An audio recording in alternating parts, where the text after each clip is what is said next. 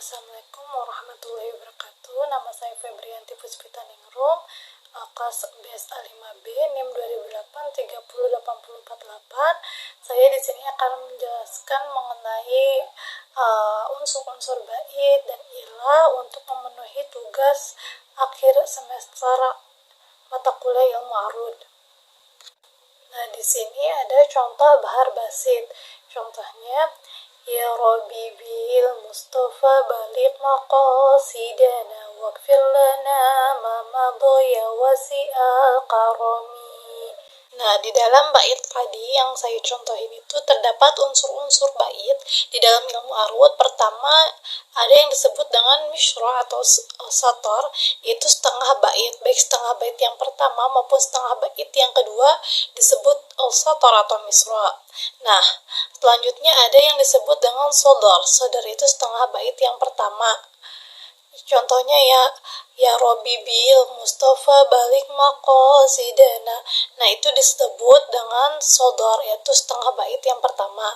Nah, sedangkan ada juga yang disebut dengan azaz, yaitu setengah bait yang kedua. Contohnya, waghfir lana ma madaya wasi'al karami.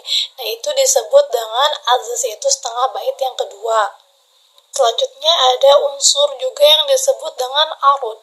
Nah, arud itu merupakan taf'ilah terakhir pada syatar awal atau pada sodor, bait pertama.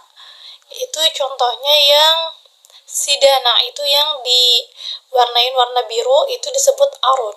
Nah, sedangkan ada juga yang disebut dengan dorob. Dorob itu taf'ilah terakhir pada syatar kedua atau pada azaz, itu yang contohnya diwarnain merah ya, yang karami, itu disebut dengan dorob.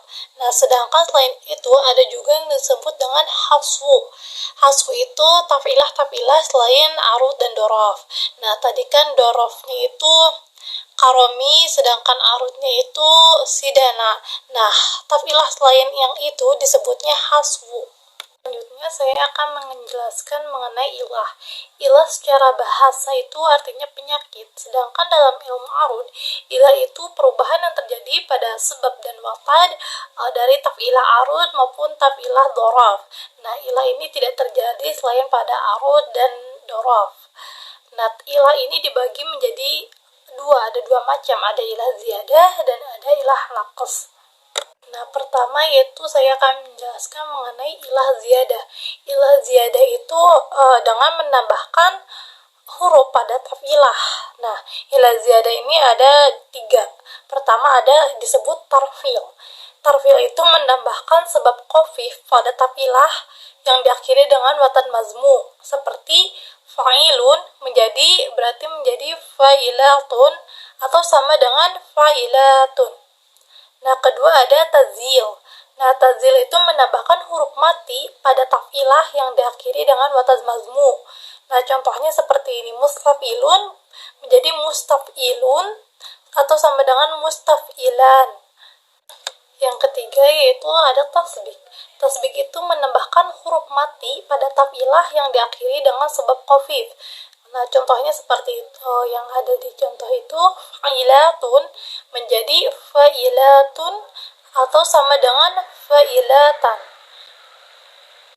Nah, selanjutnya ilah yang kedua, tadi yang pertama kan ilah ziyadah dengan menambahkan huruf pada taf'ilah. Nah, ilah yang kedua ini ilah naqs. Ilah naqs ini dengan mengurangkan huruf pada taf'ilah sebaliknya dari ilah ziyadah. Nah, ilah naqs ini ada 9 macam. Pertama ada yang disebut dengan hadz, yaitu membuang sebab khafif seperti lun dari taf'ilah mafa'ilun berarti menjadi mafa'i atau fa'ulun.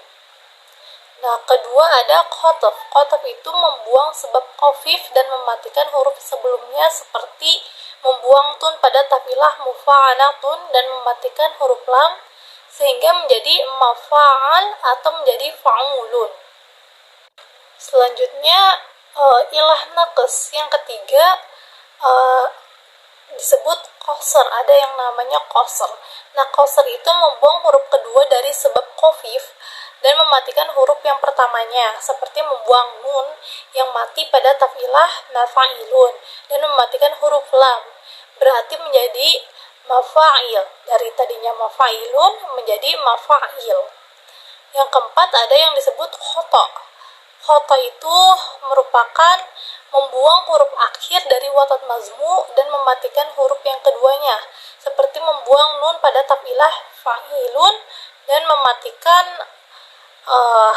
huruf lam sehingga menjadi fa'il, berarti tadinya fa'ilun menjadi fa'il.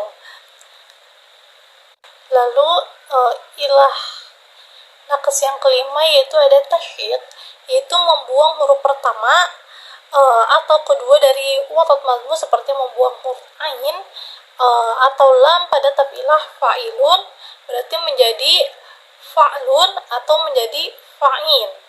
Nah, tadinya fa'ilun menjadi fa'lun atau menjadi fa'in. Nah, yang keenam ada hazaz. Hazaz itu membuang watat mazmu, seperti membuang ilun dari tafilah mutafa'ilun sehingga menjadi mutafa. Berarti tadinya mutafa'ilun sehingga menjadi mutafa, dibuang ilunnya.